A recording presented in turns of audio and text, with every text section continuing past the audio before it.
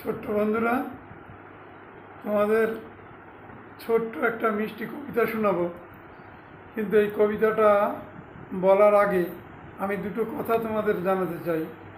প্রত্যেকটা আমার ছোট্ট বন্ধুদের উদ্দেশ্যেই আমার এই কথাটা বলা। কথিত আছে পুরাণে যে প্রভাতে ইন্দ্র এবং চন্দ্রদেবের নির্দেশে বায়ুদেব অর্থাৎ বাতাস স্বর্গের থেকে সুধা এনে প্রভাতে সেই সুধা বাতাসের মধ্য দিয়ে বন্টন করে সমস্ত পৃথিবীতে প্রভাতকালে, অর্থাৎ যখন সূর্য ওঠে না তখন পর্যন্ত। আর এই প্রভাত বায়ু যারা সেবন করে তারা সুস্বাস্থ্যের অধিকারী অবশ্যই থাকবে, কারণ প্রকারান্তরে তারা অমৃত সেবন করছে।